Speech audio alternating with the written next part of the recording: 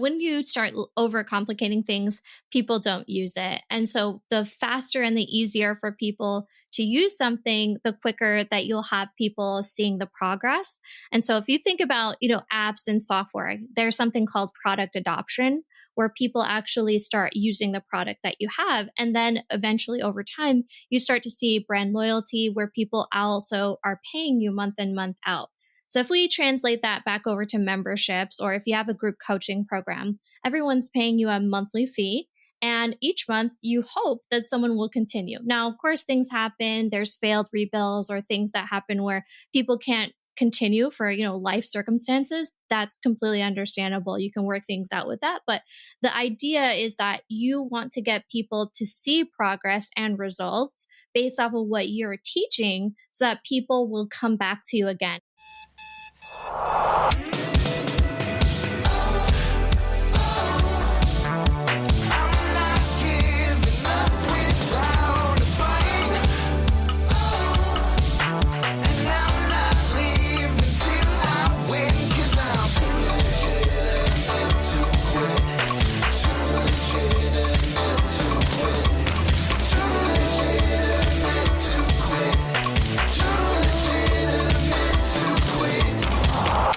Welcome to Too Legitimate to Quit, instantly actionable small business strategies with a pop culture spin. I am your host, Annie P. Ruggles, and my guest today is the brilliant Melody Johnson. Melody Johnson is the owner and founder of The Course Consultant and podcast host of, you guessed it, The Course Consultant Show.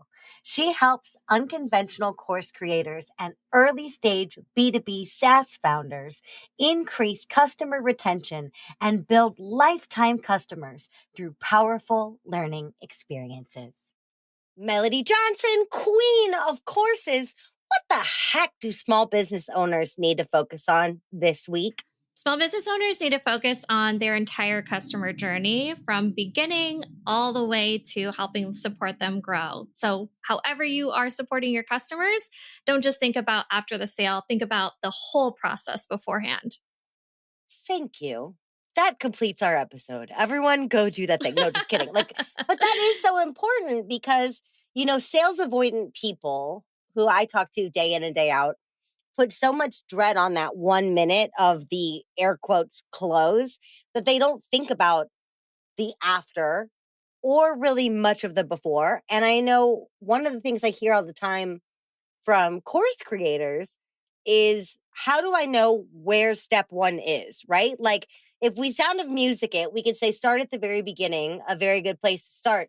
But what the heck is that very beginning, right? And so, we don't want to go back to preschool, do we? Or do we? How do we know where that timeline stops and starts, Melody? Yeah. So I think one thing that I like to do is look at where people are struggling when they're first starting. So for instance, with online course creation, I know one of the first things that I did as a service provider was really spend the time getting to know and listening to my audience. Like, what is it that they're really struggling with? How can I really make small wins for them? And so what I started to realize was this isn't just a, hey, people need help creating courses, because there's just so much involved with that. It's really, what's the first step, right? So when you get to really looking at the entire customer journey, you really want to look at key milestones, is what I like to call them. Or in sales world, you can actually pivot this into web sales events or events that happen on any sort of interaction with a customer. This could be something as simple as, hey, you know what? This customer or prospective customer is really struggling with creating Instagram hashtags and finding out where to find them. Or this customer is really struggling with, how do I take good branded headshots without a photographer? So then you should break things down step by step. And you really won't know that until you ask your customer. So you can either hop on, with your current clients and ask them what they're struggling with. Or if you don't have any clients right now, you could even start sending out a newsletter inquiry, like something that you could send out to your email list and ask people what they're working on right now. But make sure that it's super specific, Because if you're just saying, what are you struggling with right now? Nobody's really going to answer you. Right. Like, ooh, you're going to get like, if you just say to your list, like, hey, what are you struggling with right now? You're going to get two kinds of responses and really only two kinds of responses. You're going to get the non-response of people not answering at all. And then you're going to get the people that are like, free therapy. Hey, Melody, here's every single thing going on in my life and business that's bothering me right now. Thanks so much for saying you're going to fix all of it. You're like, whoa, I didn't say I'm going to raise your kids. Yeah. What?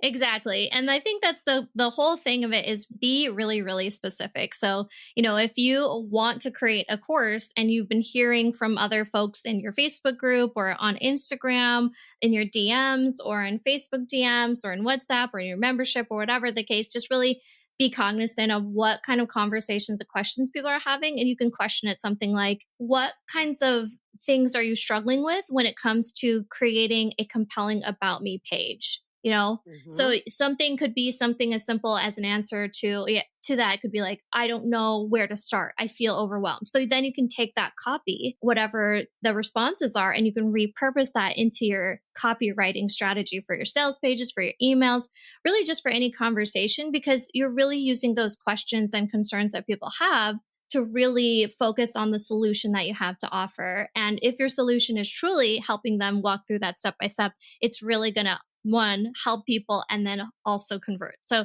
I know a lot of people are always looking at the conversions, but it doesn't start with the conversions. You have to focus on what the solution is and how you can take people step by step through that all of that process. So definitely really important to think through the entire customer journey from start to finish. And I love the way that you measure it in small wins. Like, oh God, at the risk of sounding like seasons of love from Rent, like measuring love. But no, measuring small wins in that it's that incremental progress. I feel like every single episode of the show ever, I've said the phrase incremental progress because that is the underlying theme of all of this, right? Is that when we don't go 0 to 60, we go 0 to 1 or 0 to 0.1. So sometimes I think one of the things I've seen, and also I've personally struggled with, but I've seen in my clients too, is when we kind of think some of the things that we're teaching are too simple to need to be taught. So do you have any words of wisdom for people out there who are like, well, everything I know how to do, anybody could do? Yeah, well, I think everyone has their own unique take on things. I think, when it comes to creating online courses, I mean, I could have just sat there in my desk and said, Amy Porterfield's already doing online courses. I should never publish a course about how to create an online course because that would have just totally not been I wouldn't be able to be sitting here right now talking about Right. online courses. And the truth is, other people have something to say about courses and what you have to say is unique. And so what you have to do is really figure out what that unique selling proposition is and how you can identify your market. So if you find that you really connect with a certain market, then really just lean into that. And sometimes that takes time to figure out. Like sometimes you realize that, oh, I didn't realize that these folks would be interested in this particular topic. And then you can really just realize, hey, there's a whole new market I really haven't even considered. You can tie in, lots of different strategies for, considering who to help market with affiliate marketing, and getting referral partners to help you market as well. But as far as your question goes, what can you do if you have something so simple and you're not sure if anyone will really use it? Really just ask your audience, are you Yep. interested in this? Is this something that you would find helpful? If you get a resounding yes, then go for it. And I actually just like to do pre-sales. I don't normally create full programs until I actually have people book or pay me for something. And Mhm. then I go in and create something. And, I have a whole training on how to do that with MVP products and things like that. But I think it's really important not to overcomplicate it, which I am the queen of overcomplicating sometimes. Oh, darling, So, aren't we all? Aren't yes. we all? I feel like that'll be the support group that I found is like overcomplicators of the world. Yeah. For those of you who don't know, MVP in this instance stands for minimum viable product, which is a fabulous essentialist little term for solve one problem, you dope.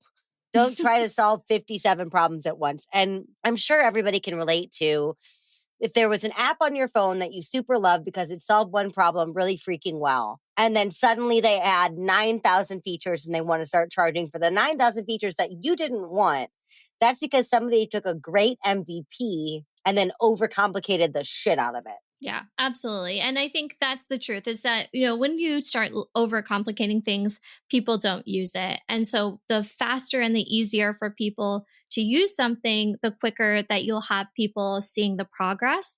And so if you think about, apps and software, there's something called product adoption where people actually start using the product that you have. And then eventually over time, you start to see brand loyalty where people also are paying you month in, month out. So if we translate that back over to memberships, or if you have a group coaching program, everyone's paying you a monthly fee. And each month you hope that someone will continue. Now, of course, things happen. There's failed rebills or things that happen where people can't continue for, life circumstances. That's completely understandable. You can work things out with that. But the idea is that you want to get people to see progress and results based off of what you're teaching so that people will come back to you again. And so that whole process can increase your annual recurring revenue. It can increase your monthly recurring revenue.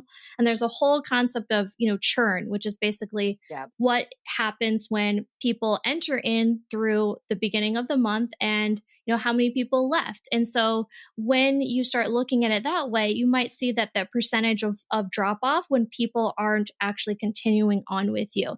Now, for those people who are brand new to memberships or group coaching programs, that's something I don't think you really need to worry about if you have like a lifetime product, like a course or something that people pay one time, or maybe even two payments or something that's a split pay. But once you start having something where there's a recurring fee, you also want to start thinking about how can I help people really make the most use out of this? And how can I help these people grow so that one, they'll see progress, two, start referring me more sales as an affiliate or a partner, or even just because they love the course, just because they love the membership, they love the group coaching program, or three, actually become kind of a power user, and maybe they can actually be hired into your company, or can actually start, if you have like a SaaS company, start actually becoming like a white label partner. So it's a Yes. really interesting way to think about it if you relate it a little bit to SaaS companies out there, because I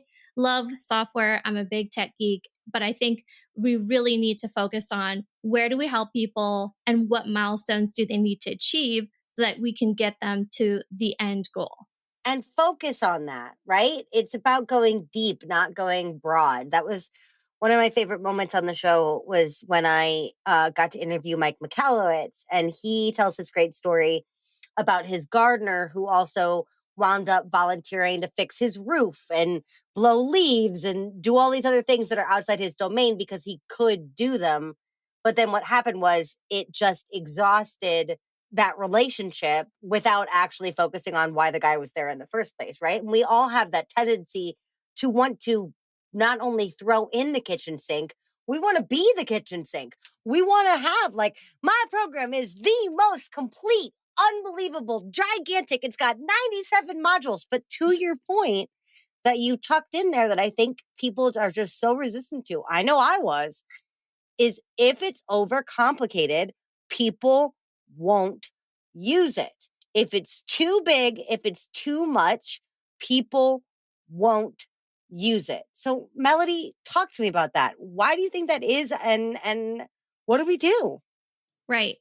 Yeah, so I think that when it comes to creating courses, I really hate when there's a massive course and it's going to be, like you said, 99 lessons long. Most people actually don't finish online courses. And so what you want to do is make those small wins and break it down. So the first thing that I would recommend doing is to map out what's the end outcome of your product, right? So, what's the big takeaway that your student is going to walk away with? Let's say that you have a mini course, and the goal of the course is to walk away with a clear understanding about how to post on Instagram using carousels. That is super specific. Yeah. That it doesn't have to do with how to use hashtags. It doesn't have to do with how to use captions. It doesn't have to do with creating beautiful cover images for your reels. Now, what I really like about that as a consumer is it if this was truly a course, I would say, wow, that's super specific. I just needed this one piece, right? Because obviously the end goal is to book more customers, it's to, have higher conversions on sales, or really just engage with the customer. And so if you tie that back to the customer's goal and you get super specific about the piece of the puzzle that's missing for people, then you're going to have people say, wow, this was so helpful because it was so specific. I'll give Mhm. you the actual opposite. So if I were to say, here's this, Instagram marketing class, and I'm going to show you how to exactly book more clients using Instagram using my 5-part method. And there's actually 5 modules inside this program. And I'm going to cover reels, I'm going to cover hashtags, I'm going to cover captions. I'm also going to be covering how do you book discovery calls in with Instagram using DMs. Now, I just said a lot. Now, you're probably Mhm. listening to this going, what the heck? I'm really overwhelmed right now. I don't even know if I have time to go through all of that. So, why should I buy that course? Because it's probably just going to end up in the graveyard of courses that I have in my Google Drive, right? So, what you want to do instead is say, okay, if you do want to have like this larger signature program or course that's in depth with Instagram or something similar based off a concept, what I would recommend that you do is really go, okay, what is the customer like struggling with the most? And how can I really, really tune in to what I can share with them in a small, small way? For those Mhm. small wins, you want to share resources. So some people say, I don't really need templates like a PDF or something. Maybe it's not a template. Maybe, it's just a Canva template that you have. Or Mhm. maybe it's just like a Loom video, something really short and simple. It doesn't have to be 2-hour masterclass. It could be something like a 7-minute video, right? Mhm. And so if you have something like that, a couple 7-minute videos here and there, a few templates, showing them how to walk through a specific thing, like how do you book people through DMs on Instagram? That's very specific. Yep. Then you can actually have people go through it, focus on them implementing, and then follow up. So some people don't like onboarding email sequences for courses. I personally like them depending on their frequency. So, what you want to do is highlight, okay, maybe 3 emails: a thank you email, thanks for purchasing; secondary email follow up to share with them maybe a new resource, something that's going to be quick win, like a workbook, a Trello board, or something that's a Google Sheet template. And then follow up with, hey, how is your course going? Is this helpful? One thing I like to do actually in some of my onboarding email sequences is I Mhm. incorporate SMS text. And so Oh. yeah. So what I do is with the lead magnet or, whatever kind of course that they're entering in, I send a confirmation message to them to say, hey, just wanted to check. Did you get this email? Because one of the first big roadblocks to people seeing success is they don't access the course because one, they're too busy, they didn't get good Yeah. chance to look at it, or two, maybe they didn't take a look at it because it's stuck in their spam folder. So that's why I'm using SMS text to help to increase open rates and help people to access it. And it's a really great conversation starter. Hey, did you get it? Some people are like, Yeah. yes, oh my gosh, yes, this is so great, thank you so much. And that's really a great conversation starter. And then the second thing I do is I have like a wait time, like 3 days after they enter the course. Then I'll do, hey, how's the course going? Is this helpful so far? Mhm. I could even go really, really intense and do maybe like a 7 or 14 day wait and then send another SMS text. Hey, I hope that this course was really helpful. Would you like to actually review this course by going on my Facebook page and giving me a shout out if this was helpful? If not, share with me what I could do to improve it. I'd love to hear from you. Super simple. If you don't want to do SMS text, if you don't have a software that does that, you can also incorporate email marketing to do relatively the same thing. So, Yeah. But again, it goes back to that idea of asking. Like the through line from this whole thing has been like, what problem do they need solved? Ask them. Where are they now on their journey? Ask them. What do they think of your course? Ask them. Are they taking your course? Frickin' ask them, right? Like, I love that it seems so simplistic, but it is so rare because we do so much outbound, outbound, outbound, outbound that we stop and actually ask for the feedback, ask for the data. And then once we remember to ask, we also have to sit there and remember to listen to the answers, right? So we got to remind ourselves to ask, and then we got to remind ourselves to listen to the answers. Mhm. Because one thing that drives me nuts is like when I see people on social media like asking these great questions, and then like they're getting this really great engagement, and that person is just out to lunch, nowhere to be seen. I'm like, hello, a party is happening in your honor, and you are not here. Yeah. Where Yeah. are you? You started this conversation. Not that you need to be beholden to your Instagram 24/7, but if you're asking interesting questions, stick around to participate in the interesting answering of those Mhm. questions. I love that. And you brought up such a truth that I feel like, at least in my corner of the world, we don't talk about enough, which is that the vast majority of info crack that we buy sits on a Google Drive somewhere and collects cobwebs. And I hate that shit. I hate that shit. My bank account hates that shit. My accountant hates that shit. But also, as a course provider, I hate that shit because I'm like, where are they? They invested in me. I want to make this work out. I have a guarantee that that's conditional. They can act on it, right? They can say, hey, this isn't working for me. But they can't say, hey, this isn't working for me if they haven't cracked open the dang course. So, Melody, understanding that it is just human nature to buy something and forget about it, or buy something and then get overwhelmed. How can we, as course creators, foster more power users and fewer Google Drive grave diggers? Yeah. So I think one thing is to really think through what I was talking about earlier is the sales process and really understanding what the customer journey is. Obviously, already shared a few tips on, hey, why don't incorporate SMS texting into your onboarding email sequence to see how your students are getting along. Another thing that you could possibly do is to add a help desk software to your dashboard for your course platform. So there's several of those that are actually free out there. There is a Chatra is a very commonly used one. It's free, and basically you can add that as the code onto the dashboard, so that if someone has a question about your course, they can just reach out to you directly, and that's really good, just customer service, right? And you can manage it reasonably. If you have less than, let's say, 100 students. Right now, I have over 1,000, but right now, not everyone goes into my dashboard and doesn't reach out to me. Another thing you can also do if you have larger courses, let's say you have a signature course group coaching program, or maybe you have a service that you tie in some online curriculum, like a training program, certification program, you might want to create some sort of a knowledge base. So one common thing that I see all the time is, how do I access my course, right? Because we know as course creators, for those of you who are course creators, everything gets stuck in spam. Your confirmation email gets stuck in spam. People are busy, they don't check it. And then all of a sudden you get that email 3 days later after someone purchases and someone says, I purchased your course. I'm really excited, but I didn't get the login email. And you're like, I sent an email. So, what I recommend doing to just save yourself the headache and time, and it's just actually more efficient for you, is to use a knowledge base. So, I use a software called talk.io, and that's TAWK, kind of like hawk, but with a T. And basically, I create a knowledge base for free. And I actually do like a quick video on how to access things. It's a really quick article.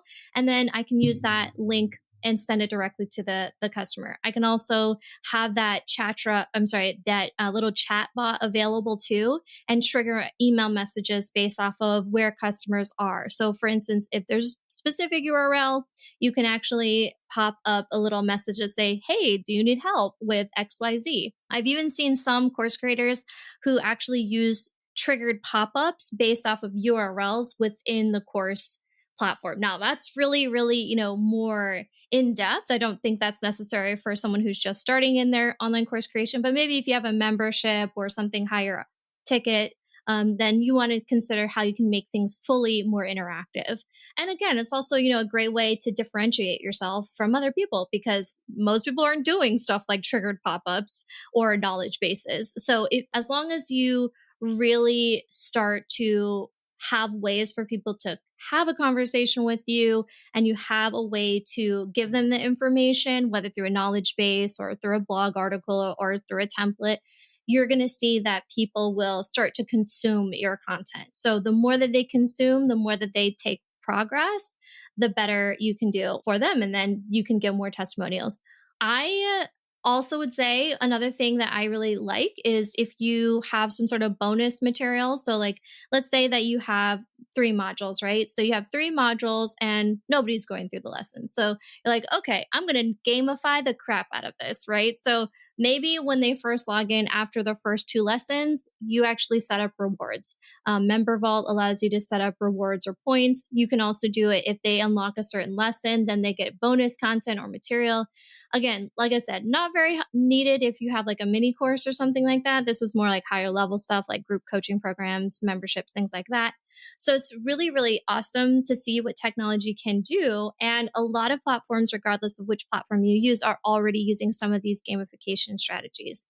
So, very helpful to think about when you're thinking about your larger offers. How can I make things engaging and interactive and not just, oh, I'm just going to just send out this Google template, hoping somebody will eventually use it. Just make it easy for people to interact with it and make it fun.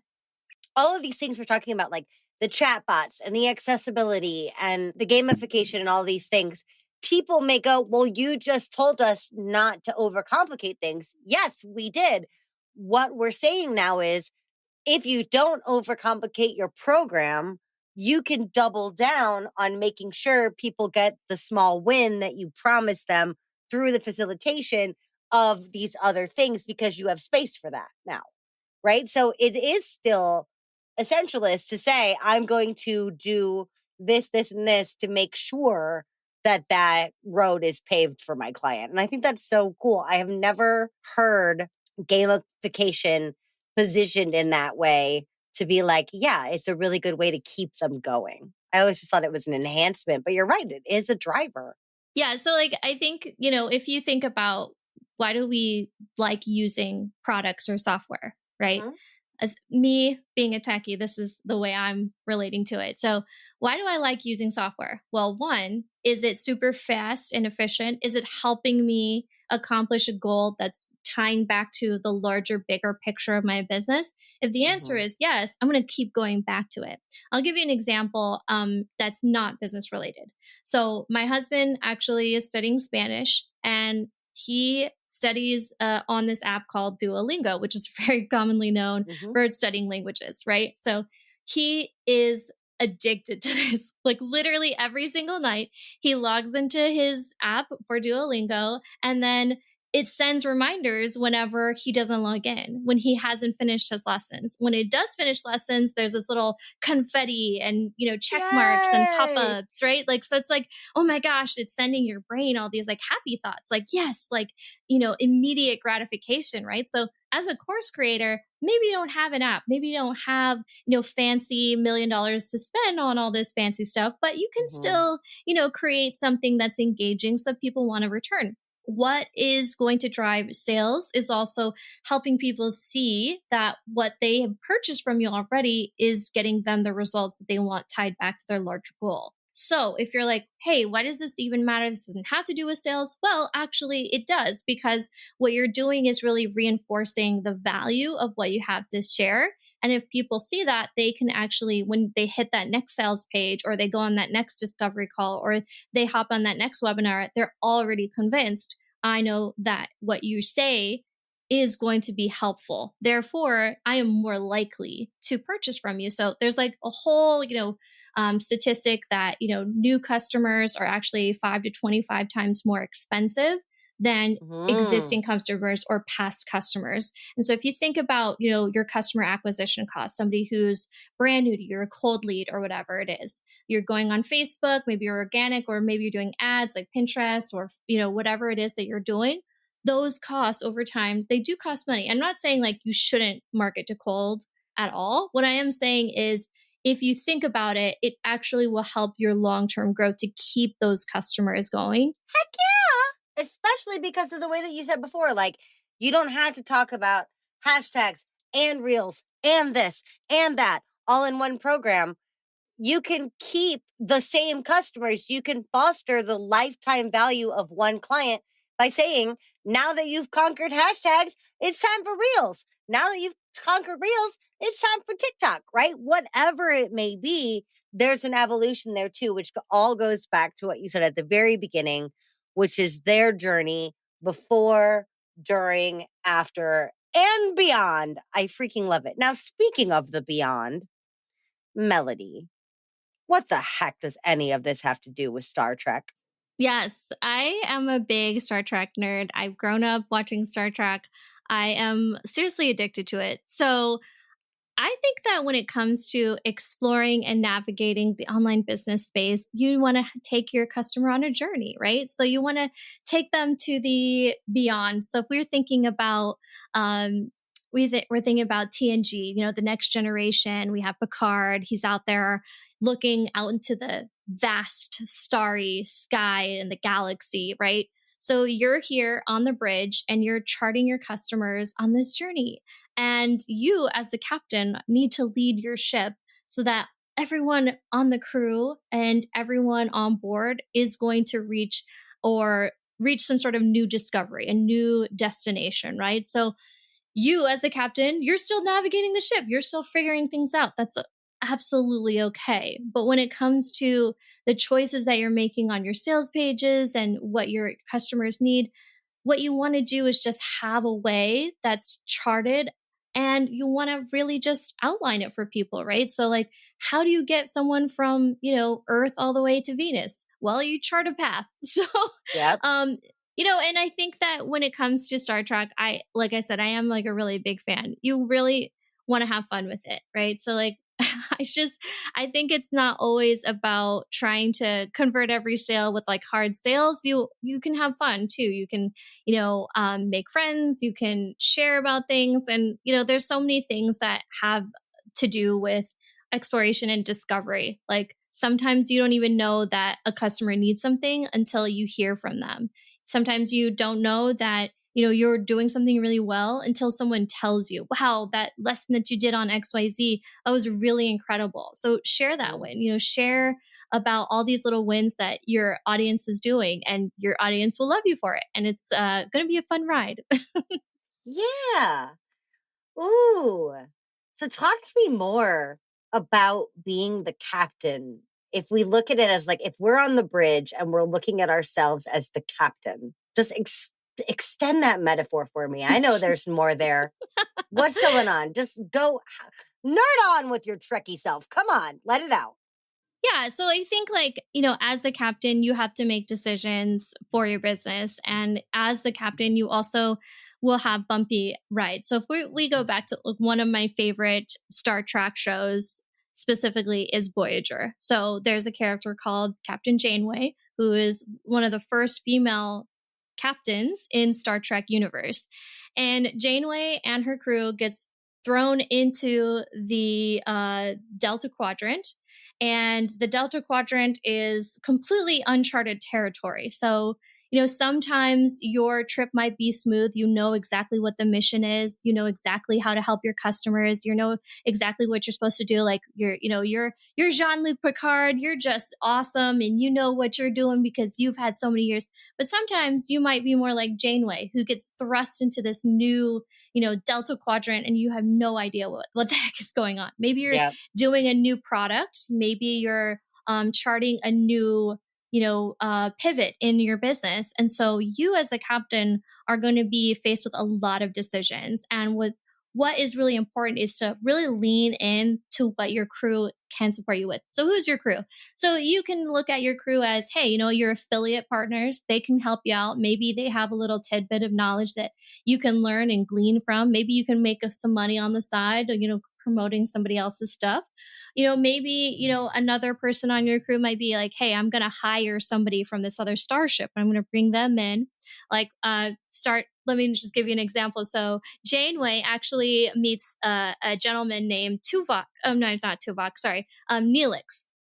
Neelix is actually this Talaxian alien who is kind of a scavenger. He's been out into the galaxy. He's seen a few things, and he actually comes on board to Voyager to help Janeway navigate because he's been all around the sector and he knows the place. And Janeway and her crew know nothing about this. They don't know the enemy. They don't know how to get back. It's just crazy. So if we look at the different things that you can do is you can find other people who have been there where you want to go, your mentors, people who can be kind of a guide for you, and you can hire them, you can get that support. And when it comes to like helping your customers in the sales process and all of the processes that we're talking about, the customer journey, that is something that you can think about. All these different little pieces together can help you chart that path. You don't have to do it alone. You can do it with your crew, you can do it with your friends, your affiliates, and you yourself, because you are talented, you are smart, you are capable,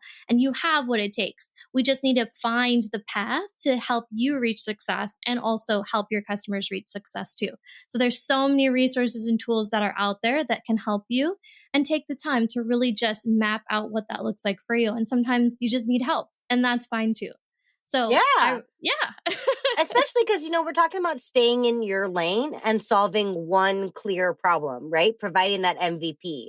So he didn't come on and go, hey, Janeway, I'm here to help you navigate. I'm also going to completely reorganize the ship, hand make new uniforms, and rechart our whole rigmarole, right? That's not his job. His job is to help navigate because he's been there before. So is ours. Whether that's Twitter or parenting or divorce or weight loss, we are navigators. We are not the drivers. Even if we are the captain, we still need a navigator. So I love that. I absolutely love that. Now, in my limited understanding of Star Trek, I have seen enough episodes to know that sometimes the best laid courses, the best laid plans, aka the best laid courses, like I said courses, but let's like make it literal now. Somebody's rocking along and they're killing it, and they're like about to launch, and then their dog dies. And the Star Trek equivalent of this is they start getting some weird reading from a scary, sinister force that's coming up, and they're being intercepted, right? They're always being intercepted. Okay. So how do we help our customers and our course takers when they are inevitably intercepted by crappy things happening in life? Yeah. With Star Trek, I I think that life happens, right? Like crap happens. You have to deal with it as a human being, as the owner of your business, and then also your customers have lives happen. I'll just give an example in real world scenario, and then I'll tie it back to Star Trek. So earlier this year, I actually had a family member have a mental breakdown, and it was really, Mm, really, yeah, it was really bad. So I am still dealing with the impact of that with my family and everything. And yeah. yeah, but I was actually in a group coaching program for another coach that I had basically hired inside of this program to help with some parts of my business. And this coach was so helpful. I was able to say, hey, dealing with some stuff. Here's what's going on. I just wanted to follow up. And they said, hey, do you want to pause? Do you Mhm. want to pause because, you just can't like be present in the moment, with everything going on? I said, yeah, that would be great. They were very respectful of that. And yeah, we were able to pause it. They were able to, say, hey, when you're ready, just come back. We're still going to honor the same pricing. And I think that was really, helpful for me as a human being to feel that I was being heard, that I was not just that, oh shoot, you're not going to be able to make it to these calls, but you need to Mhm. actually go through it and just march through, and that was helpful. Yeah, you because know you and responded like a human being to a human being. exactly, yeah. And I think when life happens, we want to actually respond like a human too. So if you can't afford to, have somebody on pause, maybe just say, hey, why don't you join us in the next cohort, or why don't you join us in the next, give them some sort of credit. If there's something that happens to you personally before a launch, you might want to rethink launching, right? So maybe just say it's going to postpone until a later date, and then just tell everybody, hey, some personal things have come up. I need to work some things out, and I'll let you know as soon as possible when this launch is going to happen. And that's okay. Sometimes I think when we force ourselves to do something that doesn't feel right to us, doesn't feel good to us, we can't bring our full self. We can't bring our full energy. And that's really unfortunate, not just for you, but it's also unfortunate for the customer because Yeah. your super shiny self can't actually perform in the way that you normally would. And so you're actually doing a disservice to your customers if you're trying to push yourself emotionally past, some sort of big hurdle in your life, like your dog dies, a family member gets ill, you're Yeah. facing a divorce, you have some debt that you have to manage, it's really crushing you. Stuff like this happens. So Mhm. take a break, take a step back. It's all right. Nothing's gonna, you're not gonna, fall over, but really just get the help you need. So I had a counselor. I recommend, mental health professionals are awesome. And I think, if you need help, go seek it out. It's totally fine. And same thing for your customers. Just be honest with them and tell them your processes. And if you have a refund policy, if you have some sort of special credit circumstance that you can work out with them, all the better. If you don't, might want to think about that when you're feeling okay, to kind of set yourself up so that you have that wiggle room later on down the road. So it's not like people will be completely upset. So think about who you want to work with, how you can set those healthy boundaries now so that when life happens, because it will, you can navigate it with ease without feeling overwhelmed. I love, and it's like so wild how this all works out, but I love that we're talking about this today because literally right before this, I was teaching a group call. And my clients in the Non-Sleazy Sales Academy know that I have some health stuff going on right now. And I specifically told them, number one, I really, really love and value that I have clients that I feel comfortable being able to be totally honest about the fact that I'm not on all burners. But I also told them, if I start to feel like I mentally cannot serve you to the level that you need to be served, I will cancel a call rather than show up not okay. But know that if I do that, I'm not taking it lightly. And my people were like, no, of course, that's what we want you to do. But I had to say, like, look, I'm not going to show up half-assed for you. Yeah, exactly. I'm sick. If I need to be sick, then I will tell you. But otherwise, if I look a little ragged, I'm here. I'm okay. If I'm showing up, assume that I'm okay enough to show up fully. But if I don't show up, know that I take that seriously. But I need a little space right now. And I can't think of previous times in my business where I felt so safe. Hmm. And I hope I also created uh modeling for them in my own situation where it may be something they're gonna get hit by an asteroid in their life and they need something, right? So I love that. It's just we're humans, they're humans, none of us are machines. We're all doing the best we can and we're all in this together. I love that. And I too, I mean, on the technical admin side, I also offer a pause and I also grandfather pricing. I think it's just a really lovely policy Hmm. Yeah. to be able to be like, if you need a little space, come on home. We'll leave the light on for you. Like that old Motel 6 jingle, Yeah. right? We'll leave the light on for you. That's what I say really literally every time I get one of those messages, which thankfully, knock on wood, is not that often. But if people come to me and they're like, look, I have a problem, then I'll say, okay, take your time. I'll be here when you're ready. Yeah. I love that. All right. Well, we've already seen on your show and now on my show that you and I could just talk forever and always, but I want to release you back to your day. So I have two more questions for you. Definitely. The first one, I'm going to put you to work. Here we go. I, sci-fi nerd, wife of a hobbit, have been told my entire life that I need to get into Star Trek. But much like the galaxy, Star Trek is huge.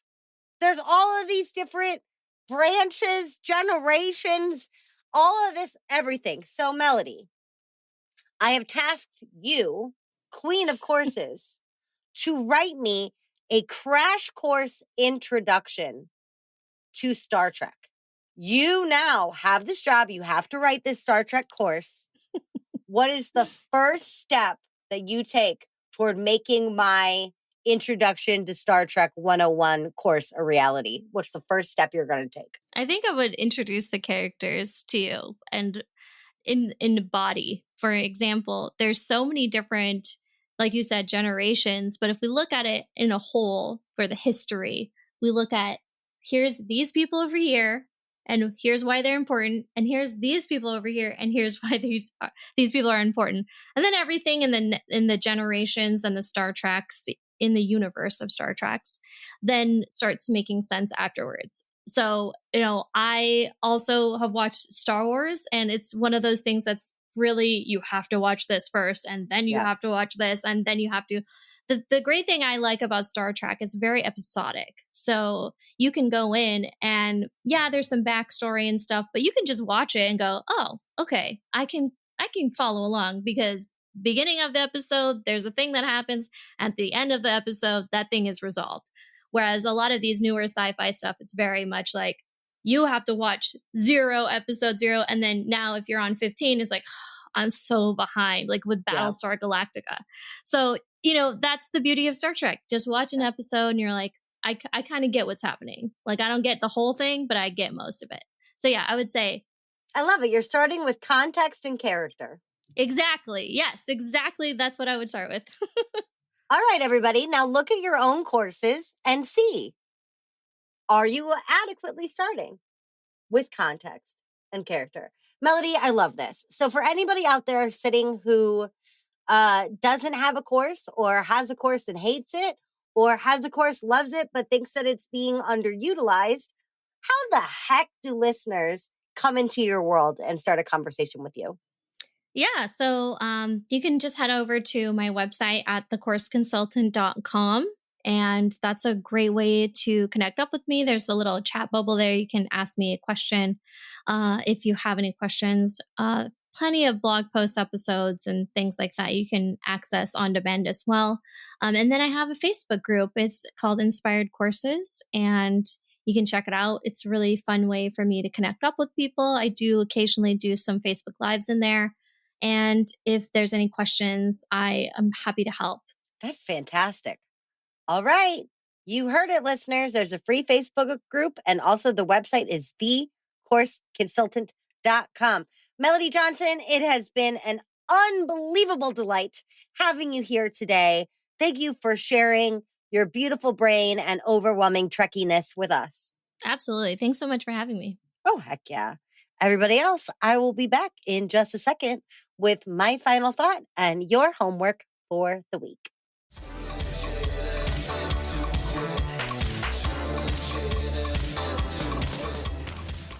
Well, hey there, listeners.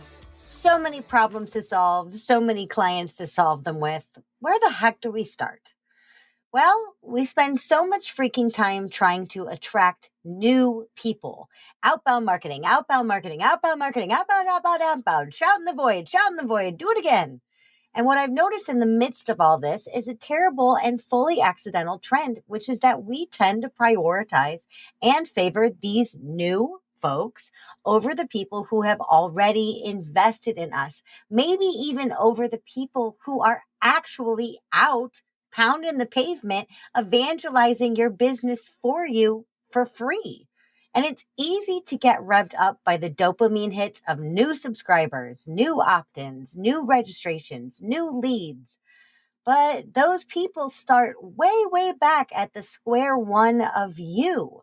Their relationship with you is brand stinking new and untested.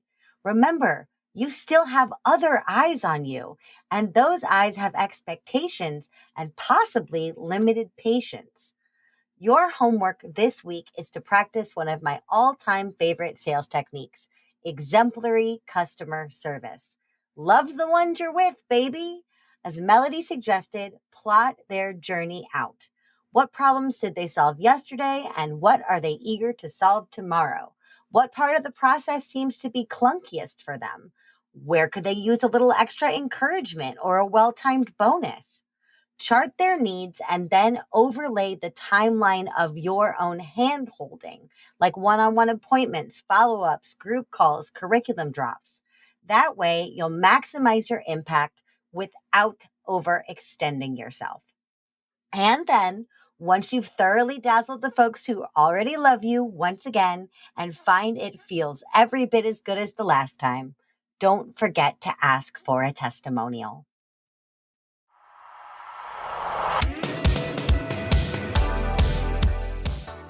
Hey, thanks for listening. Too Legitimate to Quit is brought to you by the Non-Sleazy Sales Academy and me, your host, Annie P. Ruggles. Listen, we talk a lot about marketing on this show, and that's because I fully, earnestly believe that every dime and every moment we spend marketing is totally worth it unless we turn around and sabotage ourselves at the finish by refusing to sell and sell beautifully. Why? A lot of us have a misconception of what selling actually requires of us or who it needs us to be. Please give me the opportunity to help change your mind at www.nonsleazy.com. That's NONSLEAZY.com. Big shout out to the fabulous dudes who helped make this show what it is. My producer and editor, Andrew Sims of Hypeable Impact. My composer, Riley Herbastio. And my show artist, Francois Vigneault. They're all fabulous, and I'd be glad to introduce you. Until next week, just do your best, and remember, you're too legitimate to quit.